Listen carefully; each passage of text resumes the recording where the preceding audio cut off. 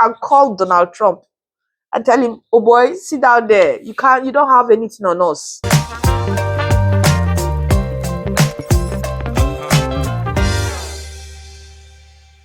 Hello, beautiful people. Welcome to the Canada Info channel. My name is Wolo. I am an RCIC based in New Brunswick, Canada. I talk about everything Canada, immigration to Canada, life in Canada. If you're new to this channel, please subscribe.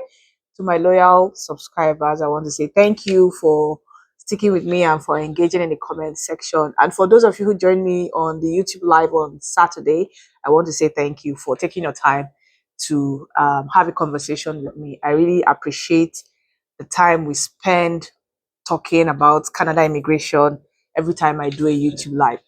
Okay, so today's video, you've already seen the title. I just want to express my thoughts about this current trade war between the United States of America and Canada.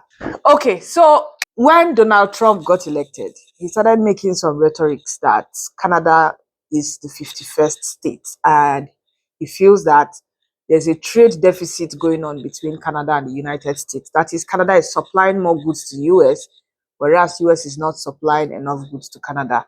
And because of that, he felt that Canada should be the 51st state, that the US shouldn't be subsidizing for Canada. And then after that, the rhetorics now shifted to saying that Canada should secure its borders and stop the flow of illegal immigrants into US and the flow of illicit, I don't want to mention it. And this is my thoughts. I know that Donald Trump is playing a game. He's playing a game in the sense that during his last tenure, he was shouting, build a wall between Mexico and the US. We'll build a wall, we'll build a wall.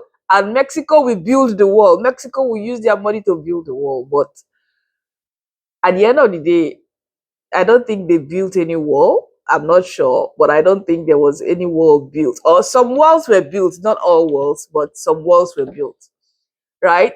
So now that he's started this tariff thing and trade war, he's trying to make these countries, that's Canada and Mexico, spend money on securing the borders so that the US will not spend their money on that. So that Trump is a big bully. Anyway, he wants Canada to spend money, which Canada has already done. They've increased their budget. They are going to spend about $1.3 billion on securing the borders. They've already started using helicopters to monitor the borders to see if there's any illegal border crossing. That's illegal crossing in different parts. You know, there are some parts of Canada where you will see this is US, this is Canada, that people could just walk in and walk out. Especially in British Columbia. In British Columbia, around Abbotsford, you will see the difference. Even in Peace, is it called Peace Border? I think so. Peace Border, yeah. You just see where Canada, US. Then even the place where people, asylum seekers from the US moved into Canada some years ago until they closed that route. Roxham Road, yes, Roxham Road. It's not far, you know. So he wants Canada to spend money to do that. And then Canada, the second part is what I am confused about. People are saying that there are mega labs in Canada that produces this illicit oof that is being smuggled from Canada into the US. And some people mentioned there's one mega lab in Surrey, BC. I'm not sure. I've not done my research to really find out because I don't have the time to start do research about those things that don't concern me. Donald Trump just wants Canada to do these things so that they can remove the tariff on Canadian products. And with this ongoing trade war, I feel that Canada has relied on the US for a long time. I mean, Canadians are so passive. That's the word I would use. They are so passive, while the US is very aggressive. And you can see it in the way they do businesses. You can see it in the way I don't know, maybe all these socialist economies or socialist countries. By the way, Canada, to me, is a combination of capitalism and socialism. That's the way I see it. Now, but they have this socialism that is overpowering their sense of business, such that they are so passive in doing business. They are not so aggressive in doing business, because I don't understand why they have what it takes to be superpowers. They have the land mass, and I'm going to talk about the land mass and population later, but they have a lot. They have a lot of natural resources to, to be superpowers. But because of this passive behavior, passive attitude towards things and towards business and towards government, that's why we are where we are. And that's why somebody like Donald Trump can come up and say Canada is the 51st state and bully Canada and say all things. And then everybody's now running helter skelter like headless chickens, trying to see how they can save themselves. Okay, so apart from that, when it comes to the land mass, Canada has a lot of land mass. Canada is the second largest country in the world after Russia. They have been very passive in growing their population because it does not make any sense to be a neighbor to the United States that does not have as much land mass as Canada and not grow your population. So the population of the US is about 330 million thereabouts. The population of India is about 1 billion. The population of China is also that high. And these countries do not have the land mass that Canada has. And I don't know why Canada took a passive approach to growing their population. And then now that they at least got to 40 million, they are making so much noise. Oh, there are so many people. Oh, they are coming to take our jobs. Oh, there's pressure on the healthcare system, I understand. But then you could also, as the population is increasing, as you're taking an active approach to increase your population, so you should also take active approach into implementing the infrastructure. And then I know that with being a socialist country, right, you have lots of all these social infrastructure, social benefits for the people that could help people so that the society doesn't look like some people are too poor and then some people are too rich and all of that. But Canada could tone it down a little bit, because I feel that having these social incentives in place is actually making some people lazy to work. Is making many people lazy to work, because they know that they can get government benefit, they can get government housing. So why should we work? If you can get government benefit and government housing for free, what is the incentive to work? This incentive is not there. It's possible to implement both capitalism and socialism, minimize the socialism so that a lot of people can go into the workforce, and then increase the population, take an active approach to increasing the population. And that's why I feel so upset when temporary residents are being punished for no just fault of theirs. I feel upset, because if the population of Canada was, let's say, about 100 million or 200 million, they're not born US well. They're not born Donald Trump to threaten Canada with tariff. They're not born and well, because we will match him power for power, because we have the population. And then Canada has also kind of gone into a lot of diplomatic issues. I'm not a political person, but I did public and international affairs in Unilag. That was my master's. And then we did some courses in politics. That's why sometimes I get interested in politics, but I don't really like politics. I just have to say it there. Okay, so Canada has gone into some diplomatic issues with China and India. And now we are having a trade war with the people we thought would be our ally. It's just so funny, because it's looking like now that Canada is alone, kind of alone, apart from, trying to liaise with Mexico and maybe talk to Britain and some of the European countries. Some of these countries that have good population that could also support Canada, Canada has gone into a lot of diplomatic issues with them. Canada also banned some top government officials from Russia because of the Russian war with Ukraine. And then the issue with China, they arrested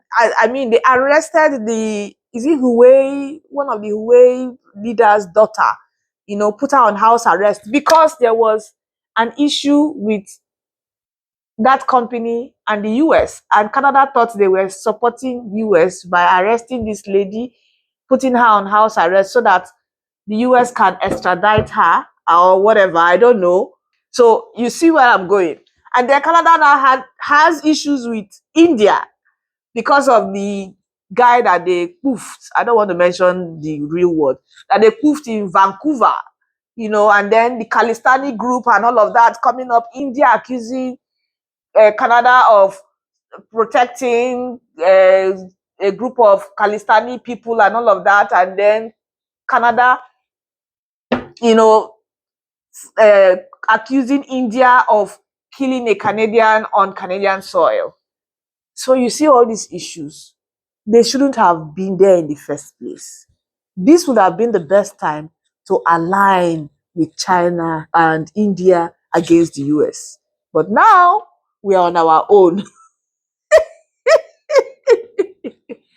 And I feel so sad that we are on our own and we have to fight these issues by ourselves.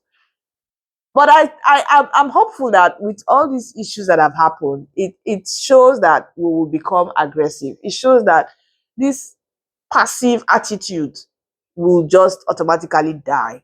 It will bring out the aggressive business nature of Canadian business owners, such that they'll start looking for alternatives, alternative countries to partner with, alternative countries that they can sell their goods to sustain the economy. And then I'm going to mention one thing.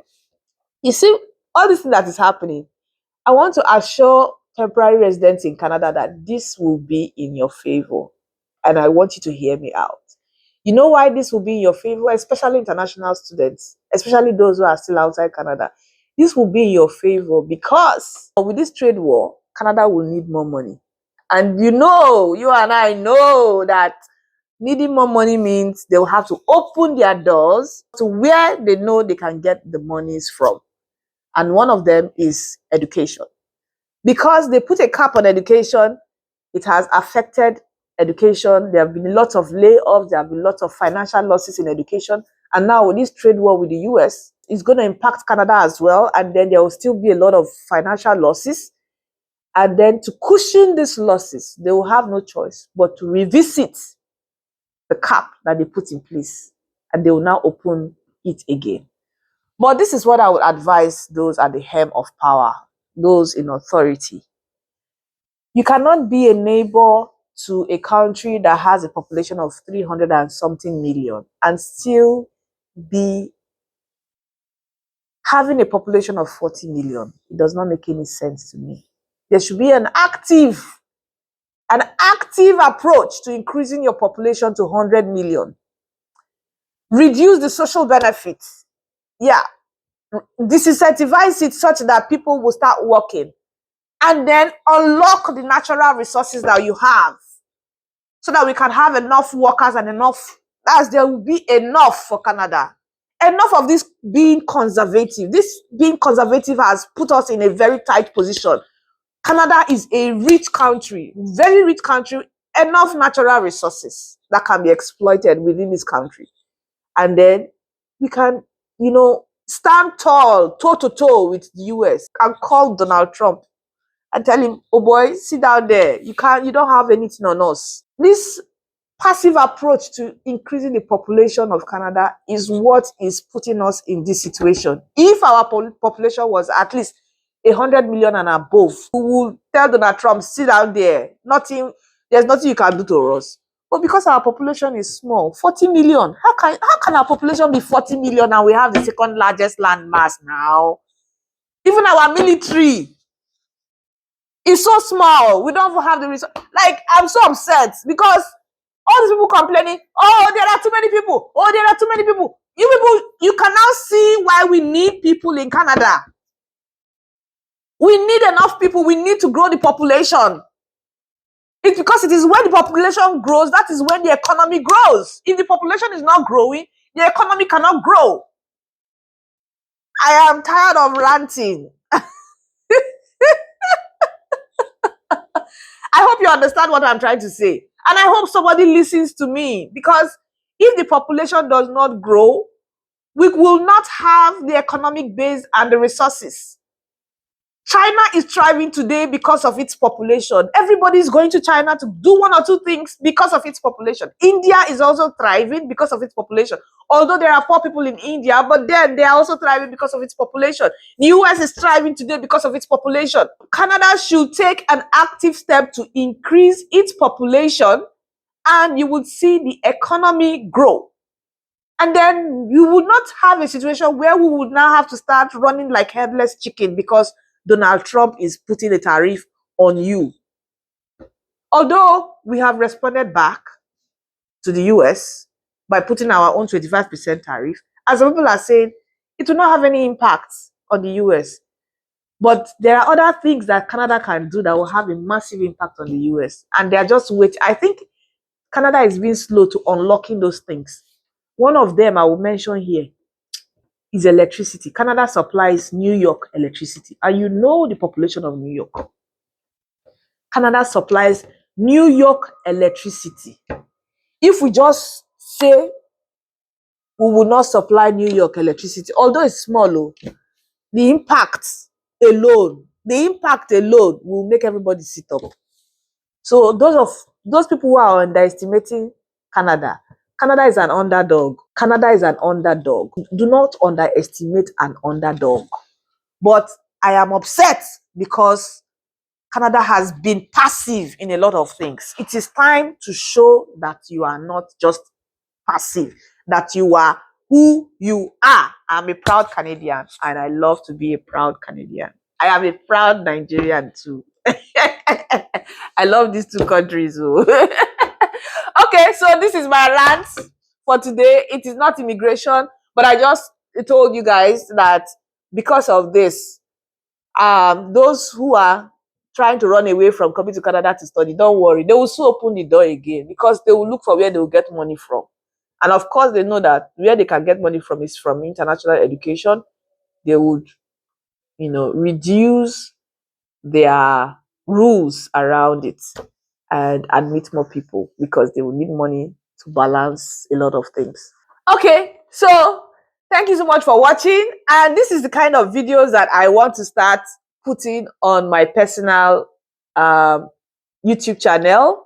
I'll put the details on the screen, which I want you guys to subscribe. Although I've not uploaded a video there yet, but this type of videos, this kind of reaction videos about things that does not have anything to do with immigration, these are the kind of videos, and then other things, other topics that I want to be talking about in my other channel. So please subscribe if you've not subscribed yet, so that I can be encouraged to create content around this kind of topics in my other channel. Thank you so much for watching and see you in my next video. Bye-bye.